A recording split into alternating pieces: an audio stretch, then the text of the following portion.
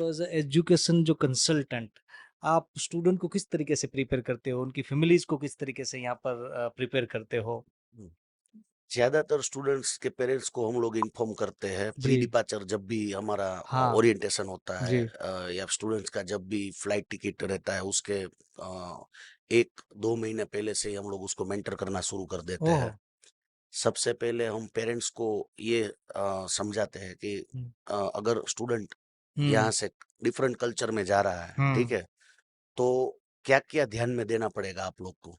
तो हाँ, सबसे पहले है कि उसको एटलीस्ट 20 टू 25 डेज़ जो ऑलमोस्ट करीबन 1 महीने के लिए हुँ, आप उसको पैम्परिंग मत करना, ठीक है? पैम्परिंग इन द सेंस कि छोटे-मोटे इश्यू आएँगे, आप इतने हज़ारों किलोमीटर दूर अगर आप पढ़ाई करने के लिए जाओगे तो जी, चैलेंजेस भी रहेंगी, हुँ, कुछ ना कुछ कमियाँ भी रहेगी, ठीक है? हुँ, होमली एनवायरनमेंट नहीं रहेगा, हो सकता है कि स्टूडेंट को होम सिकनेस भी आ जाए, ठीक जी, है? जी, जी, तो ऐसे में उसको मेंटल सपोर्ट देना है पेरेंट्स के द्वारा।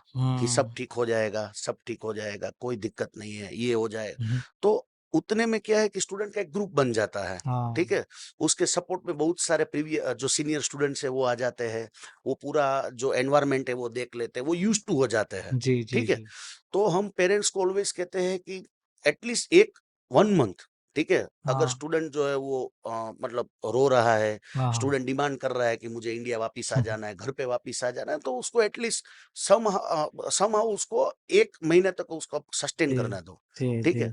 फिर उसके बाद स्टूडेंट जो वो अपने आप जो है वो कल्चर में ढल जाता है। ट्रू, फिर ट्रू, उसके ट्रू, बाद वो सब कुछ एडॉप्ट करना शुरू कर देता है, उसको वहाँ का सिस्टम जो है वो पता लग जाता है, उसका वहाँ का रहनी-कहनी है उसको वो समझ हुँ, में आ जाता है, हुँ, लोगों का व्यवहार जो है वो उसको समझ में आ जाता है जी, जी, और फिर जो स्टूडेंट है वो मतलब 95% से ज़्यादा स्टूडेंट्स जो है वो सेटल हो जाते जी, हैं। जी, और स्टूडेंट को ऐसे मेंटर करते हैं कि भाई अब सब कुछ आपको करना पड़ेगा। यहाँ पे आपको घर पे आपकी मम्मी, चाची, आपके पिताजी जो फैसिलिटी दे रहे थे वो अब आपको वहाँ पे मिलेगी नहीं। हुँ, आपको खुद से अपने कपड़े भी देखने हैं, खुद हुँ, से आपको खाना बनाना है।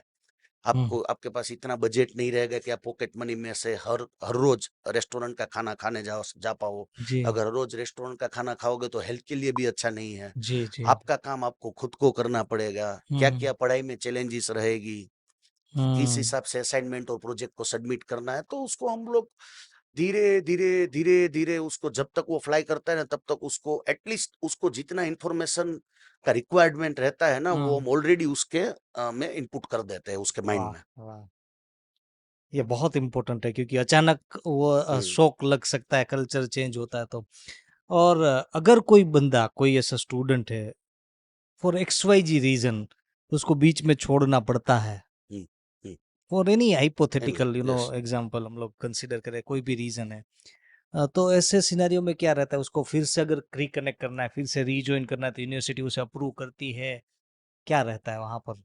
से फॉर एग्जांपल कि कुछ इमरजेंसी में उसको 6 महीना या 8 महीना इंडिया वापिस आ जाना पड़ा, जी, जी। फिर उसको वापिस जाना है।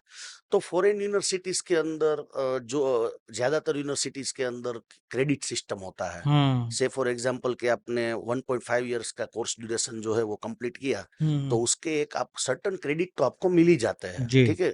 तो आप कभी भी उसको कंटिन्यू करना चाहते हो, अगर वीज़ा आपको मिल रहा है या फिर आप कंटिन्यू वीज़ा में वापिस जाना चाहते हो, तो वहीं से आपका जो पढ़ाई है वो वापिस शुरू हो जाएगा। ग्रेट। जो आपका लॉस रहेगा वो बीच का जो गैप है वो लॉस रहेगा आपका, हुँ, वरना आपको जो क्रेडिट है वो आपको क्रेडिट वापस मिल जाएँगे और आप वहाँ से वापस शुरू कर सकते हो। Great, great. हमने ऐसे भी किस्से देखे हैं कि स्टूडेंट 1 साल स्टडी करेगा, 1 साल जॉब करेगा, फिर पैसा इकट्ठा करके 1 साल वापस पढ़ेगा, 1 साल जॉब करेगा। वहाँ पर ही, वही कंट्री में यस, जॉब वहाँ पर मिल यस, जाती है जॉब? यस। हाँ, मतलब छोटा-मोटा जॉब जो भी उसके कैलिबर के हिसाब से, उसके टैलेंट के हिसाब से उसको जो जॉब मिलता है वो करता है। और जॉब के बारे में आपने बताया तो मैं वहाँ पर और एक गवर्नमेंट अप्रूव करती है वो जॉब? हाँ, ऑफ़िशियली वो से फॉर एग्ज़ाम्पल कि आपके स्टडी ड्यूरेशन के अंदर आप कनाडा जा रहे हो, तो आपको वीक में 20 आवर्स आपको जॉब करने का परमिशन रहता है गवर्नमेंट की ओर से। जी, जी, जी। लेकिन आजकल के जो स्टूडेंट्स हैं, ठीक है? जो अब्रॉड में जाते हैं, आपने काफ़ी सुना होगा हुँ, कि लोग बोल रहे हैं कि कनाडा में जॉब नहीं है, हुँ, हुँ, ठीक हुँ, है? हुँ। जॉब नहीं है, यहाँ पे बच्चे आते हैं लेकिन जॉब नहीं है, अमेरिका में जॉब नहीं है, ऑस्ट्रेलिया में जॉब नहीं हुँ, है, हुँ। अपॉर्च्युनिटीज़ नहीं है, कैसे खाने-पीने का खर्चा निकलेगा? तो मैं इन सभी लोगों को जवाब देना चाहता हूँ कि जॉब नहीं है, ऐसा नहीं है। इंडिया में भी जॉब नहीं है। हम्म। इंडिया में भी अभी आपने देखा हाँ होगा कि हाँ, बोल रहे हैं कि आप अनएम्प्लॉयमेंट वाला सरकारी रहता है। भर्ती करवाओ, हाँ, वरना हम लोग ट्रू। ये कर लेंगे, वो कर लेंगे, आंदोलन कर देंगे। हर कंट्री के अंदर जॉब का इश्यू है, हर कंट्री के अंदर रिसेशन चल रहा है, हम्म। ठीक है? लेकिन अगर आपके अंदर ऐसी भावना है या फिर आपके अंदर अगर ऐसा ये है कि कुछ करना है, जी। ठीक है? तो छोटा-मोटा जॉब तो हर जगह पे अवेलेबल है। जी। ऐसा नहीं है कि आपको कहीं नहीं मिलेगा, लेकिन उसके लिए आपको मेहनत नहीं छोड़ना है, मेहनत आपका शुरू रहना चाहिए।